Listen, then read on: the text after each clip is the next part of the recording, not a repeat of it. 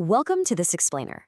Today, we're diving deep into the strategic playbook of a homegrown Indian brand that is actively fighting tooth and nail for its spot in a hyper-competitive market, Barista Coffee.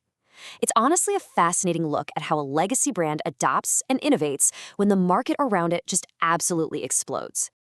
Now, you might be wondering, how does a homegrown brand thrive against massive global giants?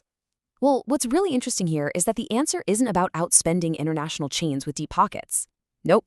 Instead, it relies on a very specific, calculated business strategy. They aren't trying to beat the global giants at their own game.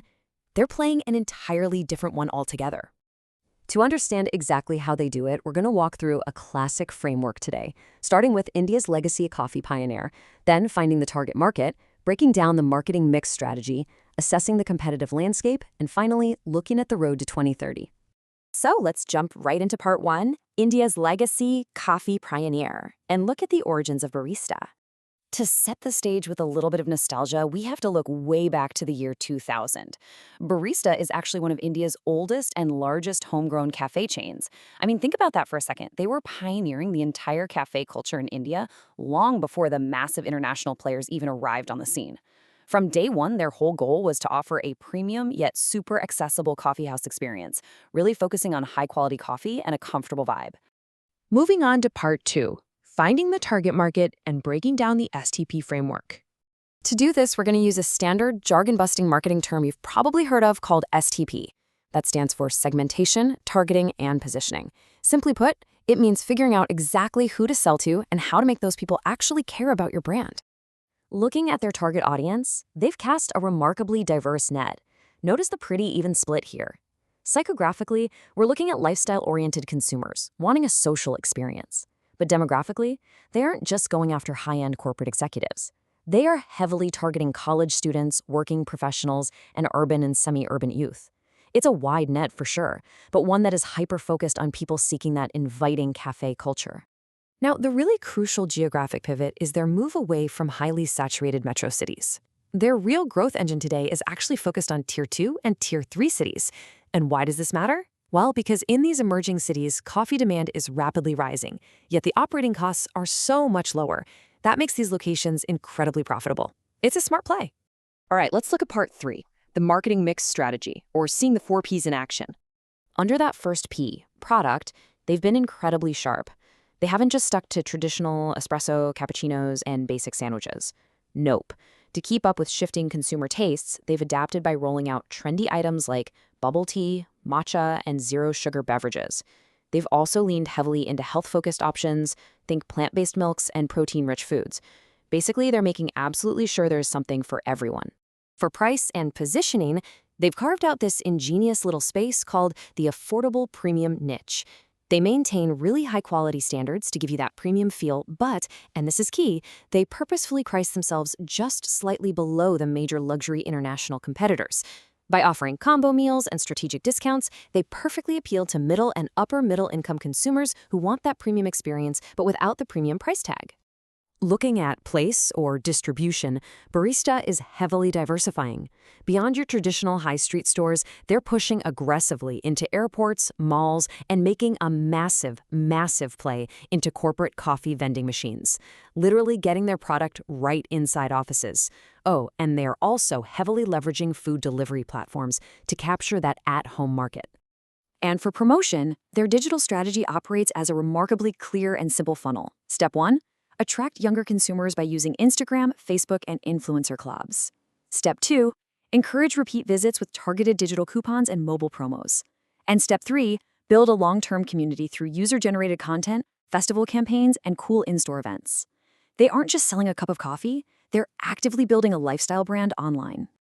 This brings us to part 4, assessing the competitive landscape through a SWOT analysis. Looking at this SWOT analysis, their strong Indian heritage, premium ambiance, and incredibly loyal base are obviously massive strengths. However, we've got to be realistic and acknowledge the weaknesses. They definitely have lower international brand appeal compared to a giant like Starbucks.